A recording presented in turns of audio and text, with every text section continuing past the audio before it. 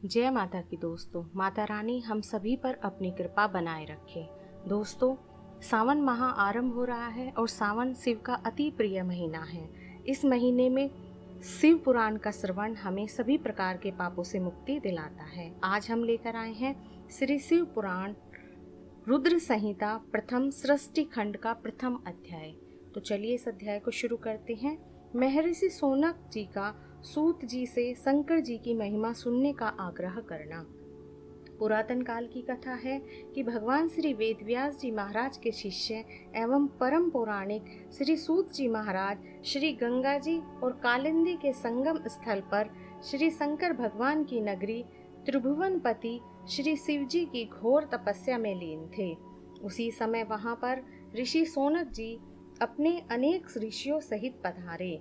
वे श्री सूत जी महाराज को शिव की उपासना में मग्न देखकर अपने हृदय में अत्यंत प्रसन्न हुए और हाथ जोड़कर श्री सूत जी से प्रार्थना करने लगे, हे प्रभु दीनानाथ, आप हमारी भव बाधा दूर करो, हमारे अज्ञान का नाश करते हुए ज्ञान के चक्षुओं को खोलो।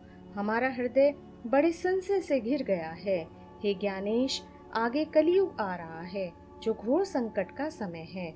इस कलयुग रूपी अज्ञान से हमें मुक्ति का मार्ग बताइए। हम सभी ऋषिगण आपके चरणों के दर्शन करने के लिए आए हैं। सौभाग्यवश आपके दर्शनों को प्राप्त कर हम सुख का अनुभव करते हैं।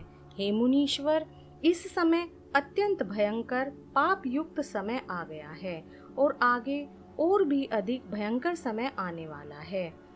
हमें ऐसा जान पड़ता है कि कली काल में जीव घोर पापी हो जाएंगे। जीव अपने सत्य सनातन धर्म को छोड़कर अधर्म करने लगेंगे। वैदिक धर्मानुसार न चलकर निंदित कार्य करके निंदा के पात्र बन जाएंगे। प्राणी असत्यवादी, धन के लोलुप, सत्कर्म रहित पाप कर्मों को करने लगेंगे और कलयुग के प्रभाववश आदमी जाति कर्मों को छोड़कर एवं जब तब तीर्थ इत्यादि को भुलाकर केवल पाखंड करने लगेगा। उसमें यम नियम और संयम कुछ भी न रह सकेगा। आज्ञानुसार होकर इंद्रियों का दास बनकर व्याभिचारी आदि कुकर्मों में पड़कर पाप में जीवन व्यतीत करने लगेगा। सत्य को त्याग कर धर्म को छोड़कर असत्य को ग्रहण करेगा। सारी वर्ण व्यवस्था अस्त व्यस्त हो जाएगी। ब्राह्मण अपने कर्मों को छोड़कर क्षत्रिय, वैश्य तथा शूद्रों के कामों को करने लगेंगे। इसी प्रकार क्षत्रिय वैश्य भी अपने जातीय कामों को छोड़कर अपने जाति कर्तव्य को भुला देंगे। ब्राह्मण वैश्य, क्षत्रिय ब्राह्मण, शूद्र वैश्य, वैश्य क्षत्रिय बनने का दावा करेंगे।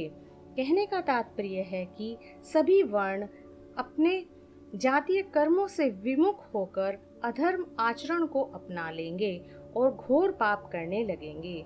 देव, गुरु, काम, क्रोध और अहंकार में फंसकर इस पाप रूपी अथाह सागर के दुख में डूब जाएंगे। शूद्र यज्ञोपवीत धारण करेंगे और ब्राह्मण कहलाएंगे। इसी प्रकार पाप ताप से पीड़ित होकर अपनी आयु को कम कर लेंगे। शूद्र मंदिरों में घुसने का प्रयत्न करेंगे। ब्राह्मण वैश्य मांस मदिरा का पान करने लगेंगे। क्षत्रिय वैश्यगामी, कुसंगी और भ्रष्टाचारी होंगे। स्त्रियां अपने पुरुषों को छोड़कर परपुरुषों तथा पुरुष अपनी स्त्रियों को छोड़कर अन्य स्त्रियों पर कामान्वश पाप के भागी होंगे। वैश्याएं सत्यवती नारी बनने का दावा करेंगी और सती स्त्रियां लांछन युक्त हो जाएंगी। पिता पुत्र, माँ बेटी, गुरु शिष्य का निरादर करने लगेंगे। जब तप शील बिल्कुल नष्ट हो जाएंगे।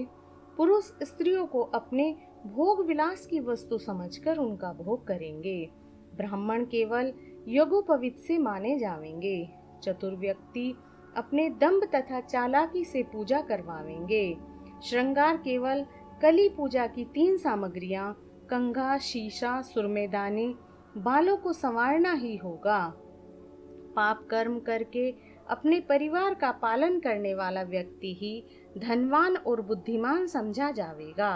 तीर्थ यात्रा करना पाप समझा जाएगा। इस कली काल में असुरी प्रभाववश सज्जन पुरुष चिराग तले मिलना भी कठिन हो जाएंगे। दुष्ट सज्जन, सज्जन दुष्ट समझे जाएंगे।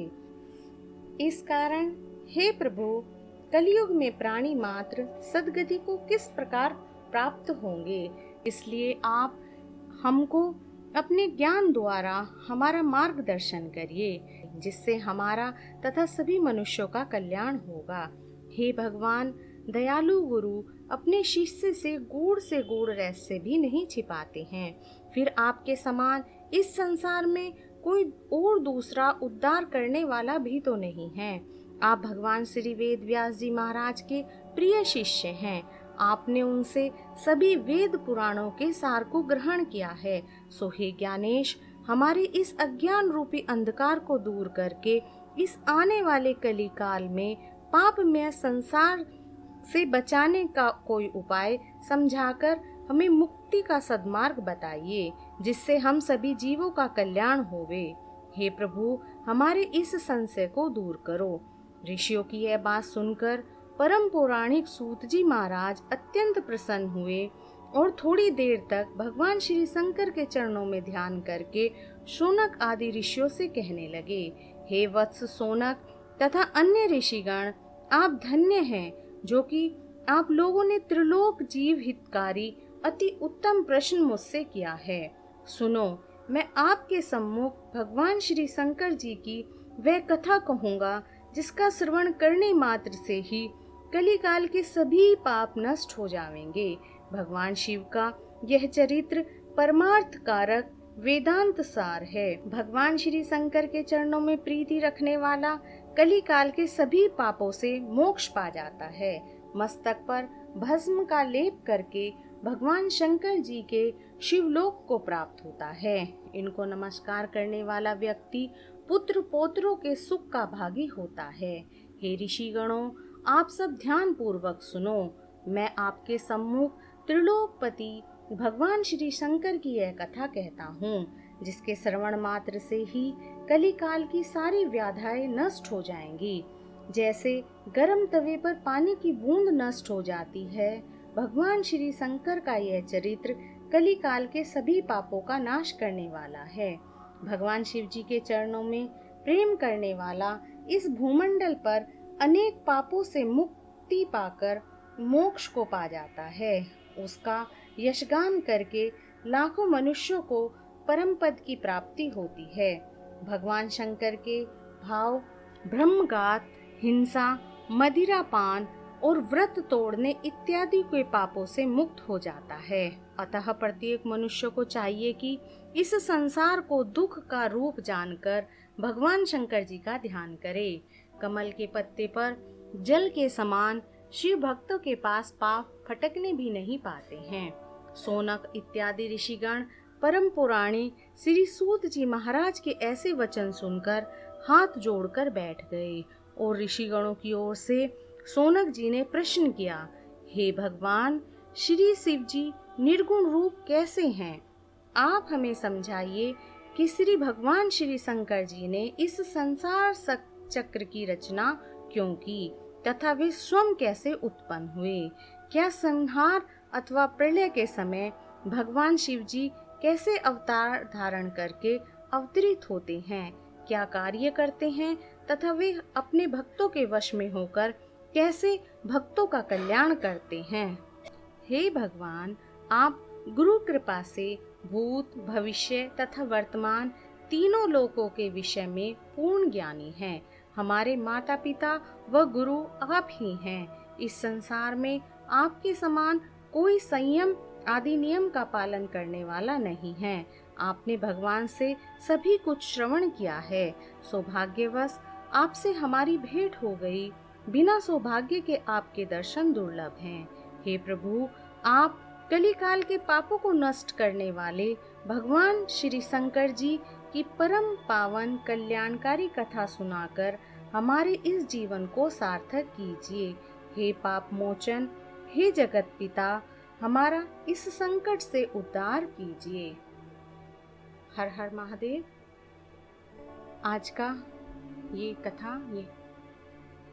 की ये कथा यहीं पर संपन्न होती है। यदि आपको हमारा ये प्रयास पसंद आया हो तो इसको लाइक और शेयर कीजिए और हमारे साथ बने रहने के लिए हमारे चैनल को सब्सक्राइब कीजिए, बेल बटन को दबाइए, जिससे हमारी आने वाली वीडियो की नोटिफिकेशन आपको मिलती रहे। और इस चैनल पर हम आपके लिए संपूर्ण महाशिव पुराण लेकर फिर से उपस्थित होंगे। तब तक के लिए धन्यवाद।